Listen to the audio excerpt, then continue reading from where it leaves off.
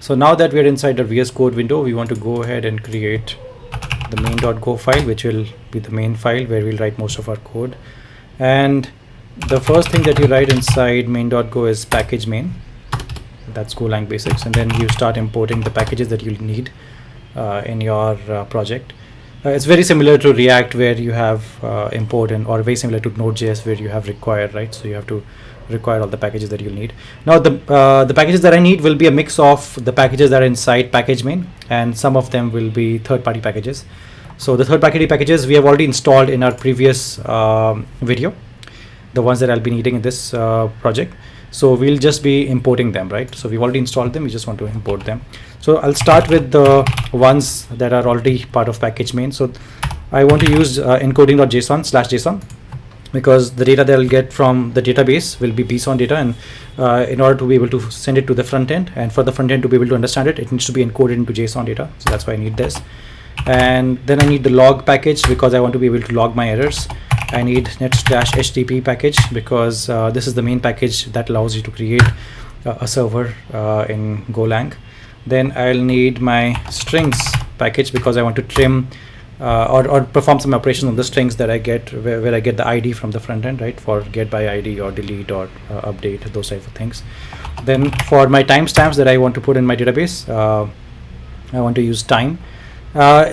Even if you're confused right now, it's not a problem. I'll as we code along, everything will be cleared. Then there are three packages that I won't explain to you right now why I'm using them, but I'm going to go ahead and write them here anyways. So there's context, OS, and OS/signal. I'll give you a hint anyways. I'll use these to create and stop channels in Golang. But once you'll see the entire code, you'll understand much better. And now we'll come to the third-party packages. So as you saw in the last video, I installed go-g/chi, right? And then I installed github.com/go-g/middleware. This is what I want to use. Then I want to use, so these packages will help me create routes, just letting you know, the go, chi, and chi packages. And then I need a renderer, so I'll use the renderer package. And now I want to use my library that helps me talk to my MongoDB database from Golang. So I'll say go pkg.in/mgos.v2, and I'll have go pkg.in/mgo.v2/bson, because I want to be able to work with bson data format that is natively supported in this MongoDB models. And then I'll start creating my renderer.render. So I've taken this renderer, and then I've created a variable called rnd that will help me work with the renderer. And as you can see, there are still squiggly lines here, and they will slowly start disappearing as and when I start requiring the packages. So as you can see, the squiggly line here has disappeared already. And now I want to create DB, which will help me interact with my database. So it will be mgo.database, which was the MGO package that I just used, right? .database. So now the MGO squiggly line has disappeared, as you can see. Now I want to start creating a set of constants. So I'll have host name. I'll use these constants very soon, so you'll easily understand why I'm using them. Localhost 27017. This is basically the port number and the IP address for my MongoDB database. And then I have my DB name. String is equal to demo todo. This is my database name. And so this is not strings, this is strings, sorry. And then I have my collection name.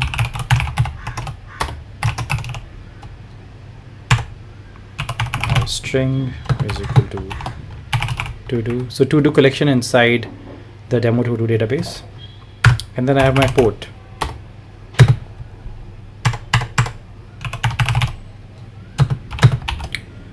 So this is the port for the project. So these are my constants that I'll keep using across this project. So I wanted to just define them in the beginning itself, so that I don't have to always remember these.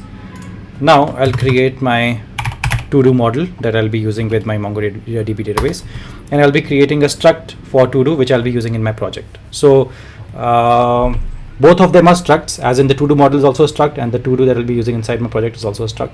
But one is in BSON, one is in JSON. As in, one is in BSON, which is a format that I'll be using to interact with my database, and another is JSON that I'll be using to interact with my front end. So I'll create to-do model struct ID. I'll put double tabs here, and it's a BSON dot object ID, and I'll put these this caret character, and I'll say BSON ID, comma, omit empty, and then I'll have title. So I'll have an ID, I'll have a title, I'll have completed and created at. This will help me to maintain my to-do list. And here we have BSON, it's the title or the name of the to-do, and then we have completed, whether the to-do is completed or not. So it will be a boolean.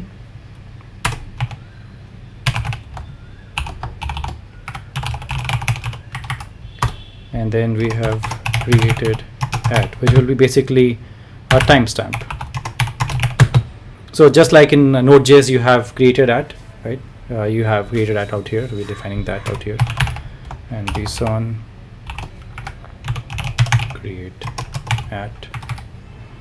So one of the structs is done.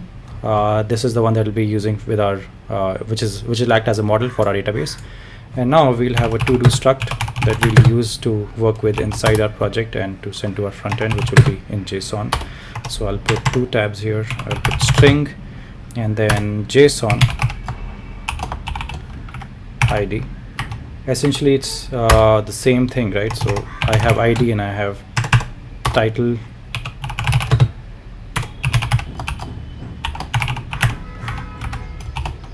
and I have completed,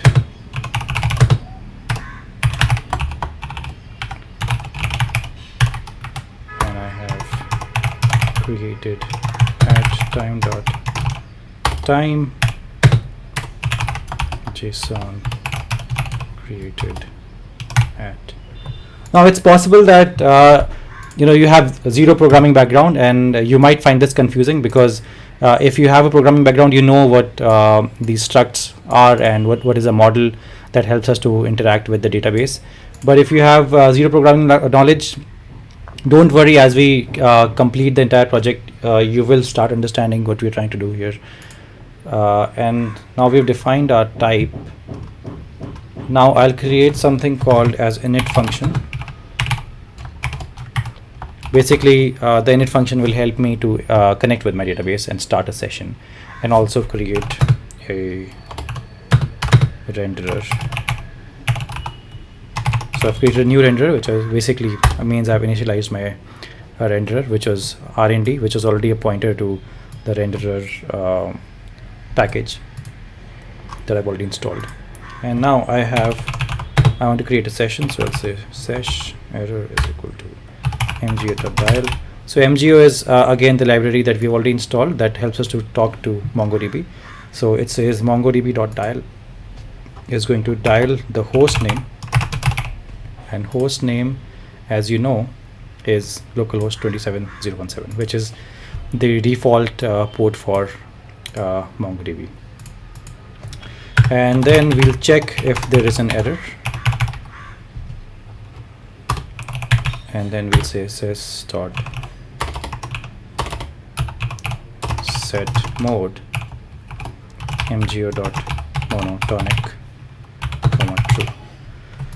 So this will look very confusing to you, mgo dot monotonic, and it's basically a set mode, right? Set mode function, and it changes the consistency mode for the session. So there are three types of consistency modes. One is a strong consistency mode, one is monotonic, and the third is eventual consistency.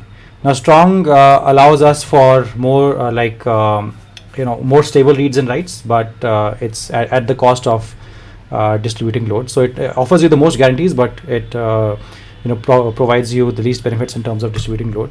And with eventual consistency, you get almost like very few guarantees, but you get a lot of distribution. But monotonic is somewhere in between. So this is something that you will use most often, monotonic. So that's why we have used this one here.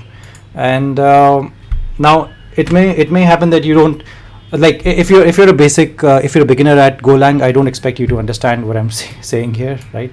The consistency modes, but all you need to remember is that monotonic is the one that you'll be using most often. So you can always set mode to monotonic. And if you're more advanced, then you can understand that this is the one in between, and we have two more other modes. One offers us more stability, the other offers us more distribution, and this is somewhere in between, as in we get good stability also and good distributed load as well. And then we'll say here db is equal to session.db, and we'll put the db name that we have kept in our constant here, which is demo2d, is the db. So we have created till here, and now the rest of the functions, which are basically the func main and the other functions based on the different routes, we'll look at that in the next video. Thank you.